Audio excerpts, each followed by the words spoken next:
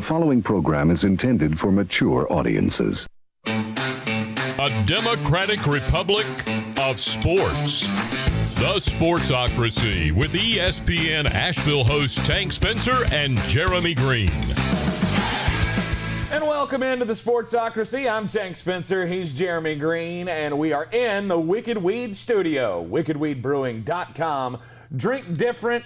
We continue with our NFL draft prep here with the 7-round mock draft for the Los Angeles Rams. And don't forget, we are going to be live for every pick of the NFL draft right here in the Wicked Weed studio.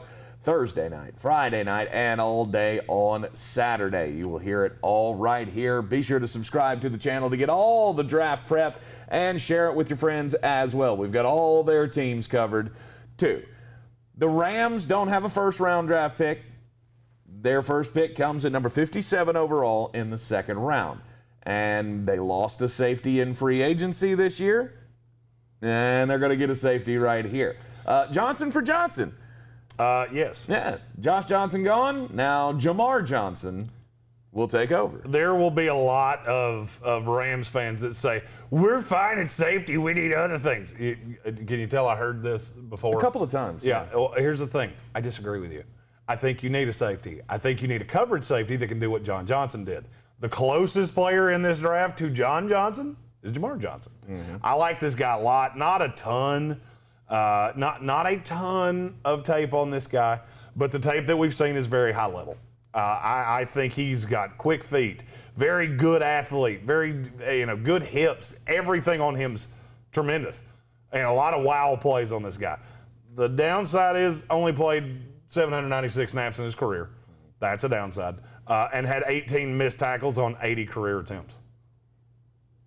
That's not good. You want to talk about inexperience, though. Inexperience, but this is a guy that I think the world is his oyster. There's one game in his career that ever looked really bad, and it was against Pat Freiermuth. That's it. So, I really like this guy. I think this is a high-level pick. This is a best player available for them. It just so happens to fill what I think is a need. Well, from one inexperienced player to another. In the third round, with the 88th overall pick, Chaz Surratt, linebacker out of North Carolina. He's a guy that we really like, working for the Tar Heel Network. We have seen a lot of this guy. He famously went from being a quarterback at North Carolina his freshman year to play in linebacker, and in 2 years has become an all-ACC linebacker.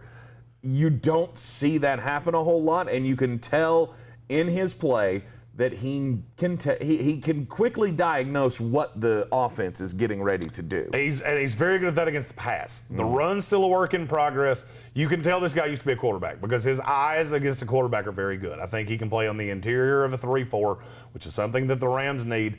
This is a guy that you're going to have to grow with because there's going to be some inconsistency.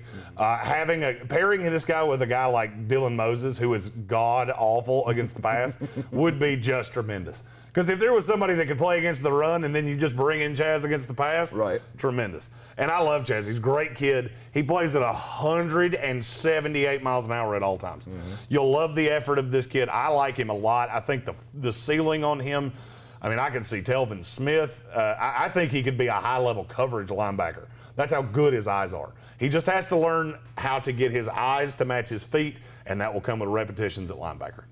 All right, next up in the third round at 103 overall, Javian Hawkins, running back out of Louisville.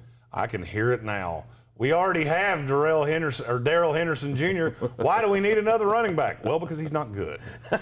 Because he's not good at football, and you need a running back that is good at football. Well, they do have one of those. They have Cam Akers.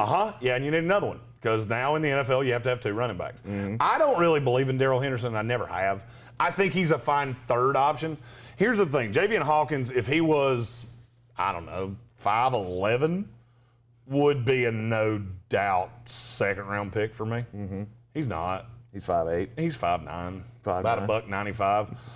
Stupid fast, stupid moves, unbelievable in the open space. I really like this guy as there's not a lot of pass receiving tape on this guy.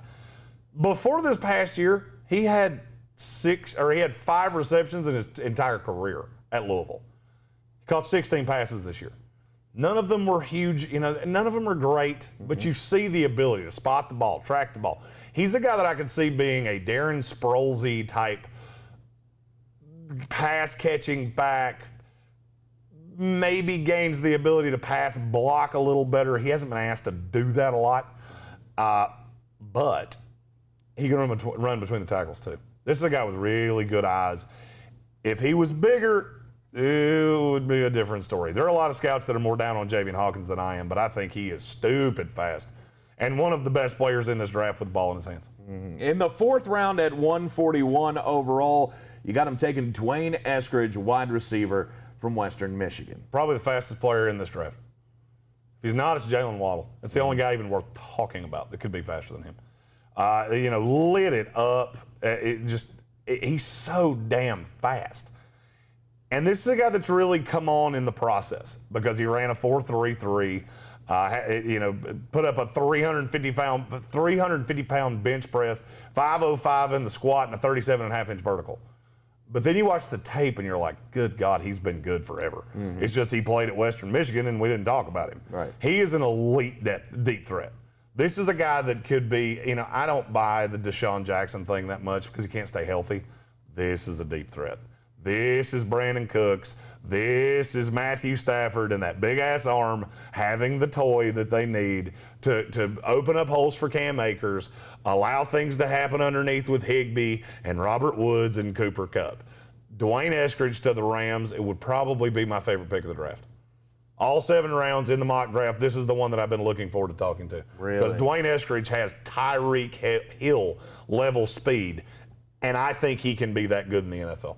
Okay. Now, the question of why is he going to fall, level of competition, he is short. He's only 5'9". Mm-hmm. Not the greatest route runner. Ran a very limited route tree. It was basically just 9 routes. Mm-hmm. Guess what? That sounds exactly like who? Tyreek Hill when I did the same thing when he came out of Oklahoma State. Okay. And it's still kind of your knock against him is that he doesn't run a lot of variant routes. No, and that's the thing. Is that you get to a point with these guys that I looked at the tape when Tyreek Hill was at Oklahoma State before he got kicked out of school and went to West Alabama. Mm-hmm. At West Alabama, he was just so much faster than everybody else. It didn't matter. He's just there's a track guy on the field with a bunch of guys that can't cover him. I look at what he did at Oklahoma State, and I went, this guy can't run routes. And he had the personality issues and all that shit. Dwayne Eskridge has none of that. And I think we're at a point in the league where a guy that can just get open, and that's what he does, there's a value to that. Mm-hmm. And I look at that in this offense with a quarterback that has an arm the level of Matthew Stafford, and it would be tremendous. In the 6th round, 209 overall, Drake Jackson, a center out of Kentucky.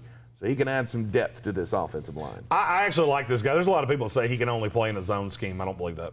I don't buy it. This guy started 4 years in the SEC. I don't give a fuck what kind of scheme he plays. Mm-hmm. This is a guy that if he's coached right, I think he can be. I mean, he's a plus run block guy. He's a plus pass block guy. That's rare. Is he better in zone schemes? Absolutely. But this is a guy that I think adds depth to the interior line because I think he can play guard. I think he can play center. Not the lower body's not that great. He had some struggles against nose tackles that were really long because he's only 6'2", but there's just so much to like about him. He's thin-framed. I think he's going to put on some weight in the NFL, which that takes me out of that zone thing, is that I think he's going to get stronger. Mm-hmm. And you know what? I always notice this.